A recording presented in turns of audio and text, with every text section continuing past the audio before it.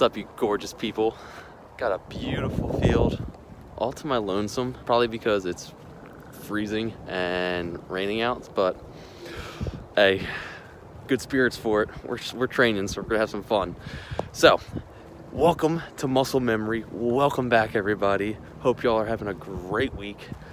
Today for you, this is pretty much a big soccer video, and especially to all of my COVID soccer players that are trying to get recruited for either college or beyond and having a difficult time, especially now with COVID and trying to get seen, get film out and whatnot. I'm going to give you some tips to help you out a little bit and get you started on your way to hopefully getting a scholarship, getting noticed by college coaches or professional coaches, and going from there. So with that, let's get some training in. Let's go.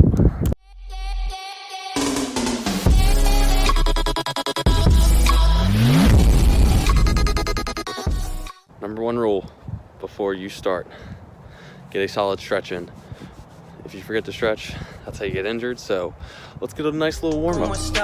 Girl, look at all this sauce. And I drink so much, but on Mars. And I should really stop, cause it's late on the clock. And I really wanna sleep, but this mind never stops. I don't do it for the money, I do it for the brain. And no, it's not luck when I get that taste, but I gotta keep running, cause I'm losing my days and I can't stop, won't stop owning this race. I do it for the health, I gotta stay sane, gotta keep grinding, Tony Hawk all day, like a pretty girl with a pretty face. If she likes the sunny, well, I'm bringing the rain. Yo, Wit, you're looking tired. Well, I'm tired of your shit, I need some coffee. No shit, I'm bringing the fire, blowing up like a kamikaze. I don't do it for the money, I do it for the base. And no, it's not luck when I get that taste. Span a boy, boom by the waist, but I'm in this now and I'm setting this pace. Let's talk about my first tip of how to get recruited. Hard work is one thing. I've put in countless amounts of hours on the field by myself, training by myself, because no one else wanted to, they weren't available, just didn't work out with schedules, all that, okay?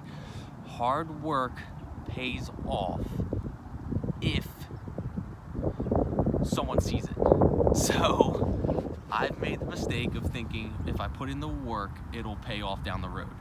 Well, it'll only pay off if someone's actually noticing or seeing a difference. So with that being said, if you're gonna do stuff and put in the work, you have to be able to show it off somewhere, whether it be a game, on film, or whatever. So the tip is to get involved. Reach out to coaches, figure out your team. If your team's going into showcase tournaments, especially for high school teams, are your club teams going into high school showcase tournaments? Are they getting involved with those things? If not, then you have to do ID clinics. So look for college ID clinics. That is a great way to get involved. So that's how I got out, was through Widener's soccer ID clinics. That's how I reached out to the coach. My club team, we did a couple showcase tournaments, but we weren't this higher level type skill team to get to the higher divisions in the brackets and whatnot, so that those coaches would actually come and see us. So I had to do some work in the background to go to colleges that I knew I wanted and really liked their education system also.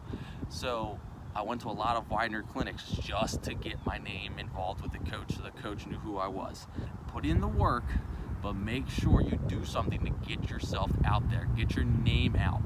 Know people, get coaches to refer you. Back for tip number 2. Second tip. My God, I'm giving a 1. Oh, now it's time to keep reaching out to the coach. So if there's a place you really are committed to, make a list of colleges you are, your top 5, top 10, whatever. Reach out to the coaches. So email them, see if you can find them at a tournament that you're at and just talk to them. Here's the thing, you have to be a gnat. And what do I mean by gnat? Keep emailing them, call them, all right? I don't mean every day, maybe every other week or month or whatever, but set a plan that you're gonna keep reaching out to them until they get back to you. If they get back to you and they say, you know what, we're just not interested, we have a full roster, all right, move on, all right? Don't worry about it, move on. There's there's other coaches. What you then want to look into is if you can't get in contact with them, go down the list. So you have the head coach, and then you got the assistant coaches. Reach out to them, because I'll tell you now, they're going to be the ones that are actually more the recruiters and going to these games and observing and watching. Then if that doesn't work, then it's probably time to go and just look for another team, you know, look for another college or whatever. The third and final tip, pretty easy, especially now that everyone's getting more tech savvy, is to film your games. So whether you have a family member, mom or dad or brother, sister, whatever that's at the game that can film it, perfect. Or get a cameraman, get a film crew, or someone that can actually film the game more professionally. Worst comes to worst, get a quality camera. So don't use an iPhone or Samsung like my phone that I'm using to record this. Try to get an actual good, decent quality camera. And then with that, once you get the film and you get the footage, try to upload it to Huddle or use a video editing source to go in and be able to edit the video and highlight your best stuff. Don't just throw all of your game footage on there. Try to edit it so you can throw your best things with passing, dribbling, skills, shooting, scoring, defending. Whatever it is, highlight those specific things. If you're a defender, highlight your defensiveness, highlight, you know, you defending well and being able to play defensively, good structure, and then play the attacking side. How do you move with the ball, your movement, your crossing, your long balls, you know, stuff like that. You're a midfielder, you got a lot. Midfielder, you do your skills, you know, your touches, your passing, your vision, and everything. And then obviously if you're an attacker, striker, whatever, you gotta work. You gotta film your shots, scoring, things, even off the ball movement to get yourself in the space. Film the things that are gonna set you apart from someone else. Don't just throw every single goal you score but not show any dribbling footage. Show the coach as much as you can with the footage that you got. And then just keep filming. Film every single game you can, get as much footage as you can, because the more the better, and the more they can actually watch you play. And I know especially now, D1 coaches aren't really allowed to go out and scout and do any of that stuff, so you really gotta get some game footage. I know D2, D3 is a little bit more lenient with it, so now is the perfect time to really work on those video editing skills. And worst comes to worst, if you got a little extra money, if you got a stimulus check or whatever, use that to get an actual film guy, get a camera crew to come out and actually film your games. Y'all wanna know a secret? I'm gonna give you another tip, just one more. I don't know why I'm whispering. Look into the school, look at the roster, all right? When you're looking at the roster, know what position is your position. So know your specific position that you want to play in. Then look at the roster. Look how many players are already have that position, how many starters, you know, what their stats are and everything. If there's already a full depth of center mids and you're trying to play in a center mid role, I'm probably gonna tell you that school's probably not gonna want you, because they already got depth and they already don't really need another player. So do the research and look, check in. If they're a senior, all right, you know this year's their last year and they're done. So if they're losing a lot of seniors, they're gonna need to build up and pick up a lot of more incoming freshmen. So that's kudos to you to reach out to them and pick that specific school to reach out to, because they're gonna need players. And if not, be malleable and be able to play different positions. When I was playing at Widener, I played main priority was outside back. All right, I've never ever played outside back my whole life.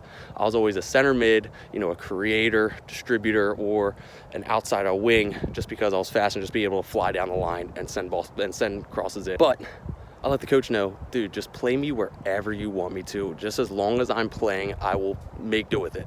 All right.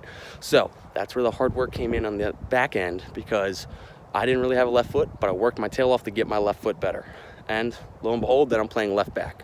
All right, so I'm playing left back over people that are natural lefties.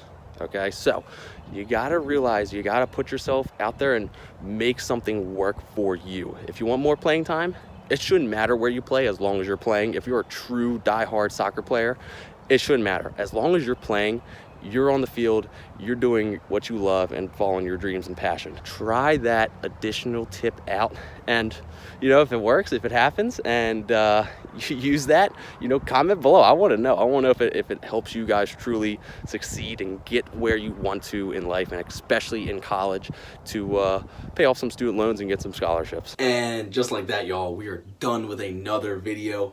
Thank you for tuning in. As always, I'm so grateful for y'all. I will link my Instagram account below. Be sure to go check it out and get crazy good workout videos and just life as a PT. I know I'm losing my voice. Love when spring comes around and allergies are kicking in. Anyway, big news. We are at 92 subscribers. So we're only 8 shy from the big 100. With that, if we hit 100 subscribers, once we do, I will be doing a giveaway. Yes, you heard it right, a giveaway. So tell your friends, family, get everyone to subscribe, because right now I'm totally grateful that I even got to this point as we are. So I'm glad we're even at this pinnacle already. But let's keep the channel growing. If you guys are into it, I even am considering making some muscle memory merchandise. So if you guys want t-shirts or any type of clothing or design or something, comment below if you guys would like a certain type of clothing or what you guys like to see. So as always, I'm always here for y'all and love to hear and get the feedback from you guys. So I don't know, we might have a store popping up, who knows? But with that, thank you as always. Be sure to hit the subscribe button. Let's get this sub count over 100. Thank you guys, and I'll see you all in the next video. Muscle Memory is out.